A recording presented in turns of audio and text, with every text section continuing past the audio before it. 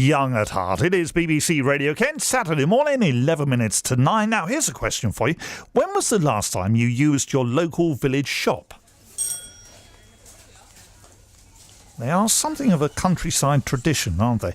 Well, now, a shop set up by the community in Weald Village Hall near to Sevenoaks over the summer has been so successful that it's going to move to a semi-permanent location on Monday. The previous store closed through retirement, but the temporary arrangement, which was run by volunteers, has offered entertainment, a coffee shop and a prescription pickup service, proving to be very popular, a local lifeline for locals. So BBC Radio Kent's Joe Byrne went along to pick up a paper on a very busy Tuesday morning. Good morning, Sally. Good morning. Could we have some milk, please? Some milk. 2 pints, semi-skimmed. Semi-skimmed. Right, yes, on lovely. its way. Is there anything else while you're here? It's strange, I've never been serenaded by a piano before when I've walked into a community shop, but this is no ordinary community shop. And behind the counter this morning is Ian Walker. Now, what have you got on sale today? Well, we have a selection of today's papers. We have fresh bread from a bakery locally, pastries, sausage rolls, and eggs and milk in the fridge. So, Leslie, you pop in most days, and today you bought a beetroot, Yes, newspaper. yes, and a roll, I think. What would you do for those essentials if it wasn't here? How far would you have to go and how would you get there? Sevenoaks, but unfortunately I still drive. But as they're cutting our buses as well, I don't know what people are going to do.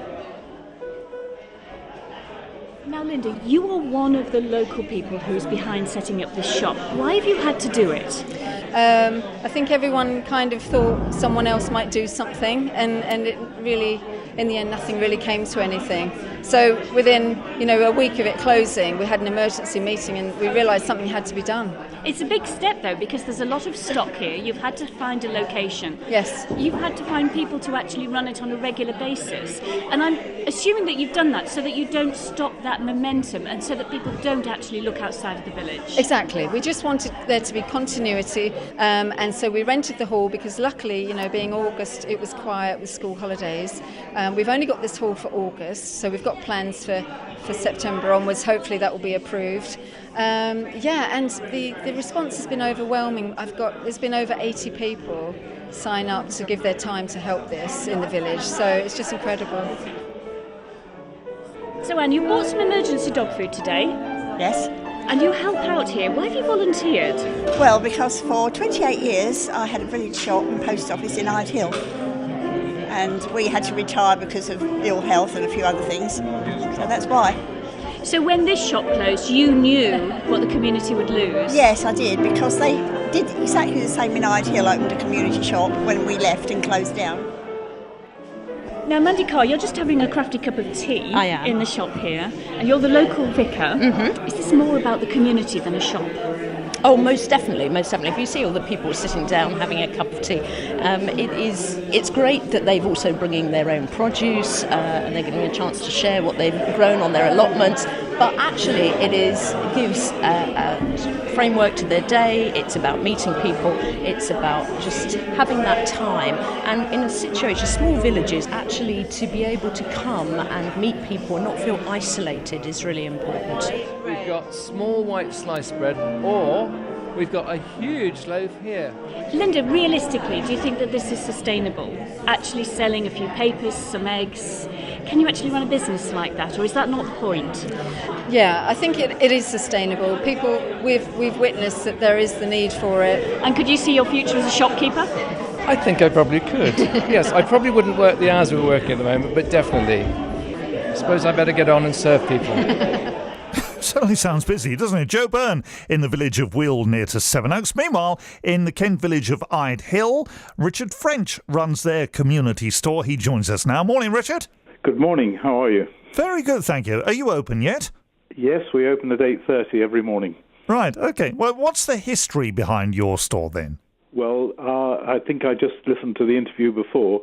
Our shop in the village closed 6 years ago, and we immediately reacted by opening a temporary shop in a sea container, and then within 2 years we built a new purpose-built shop in a beautiful location overlooking the Weald, and we've run it now for 4 years.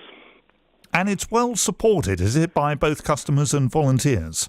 Yes, we have 60 volunteers, and in an average week we have 40 to 50 people, different people working in the shop, and it's very well supported by the village community, and we have a lot of passers-by because we're in a beauty spot.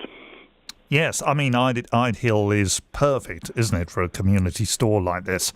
Why do you think customers come to you rather than going maybe to a supermarket, for example? Well, it's location. We're in the village, and it's a few miles away to the supermarket. We have very good produce, well selected, and a good variety. And we did compare with supermarkets, and our prices are the same. So they've got every customers, local and far away, have got plenty of reason to come to us, and particularly to enjoy the lovely location and drink coffee and tea, which is a great part of our success story. Yes. Well, I'm interested. You say the prices are the same because sometimes local stores need to charge more because they can't buy in the quantities that a supermarket would. Yes, well, we're able to do that because the coffee shop is particularly profitable, and we have a very good clientele. A lot of cyclists and walkers come by, and that's really where we make our profit so that we can be competitive in the other produce. And how important is a community store like yours, do you believe? Oh, absolutely invaluable. I think the heart of the village might die if you didn't have a shop, and it's fantastic when people come in every day and they meet their friends. So it's very much a part of the community. It's very important to the community. And what's the future hold for your type of village shop, do you think, Richard?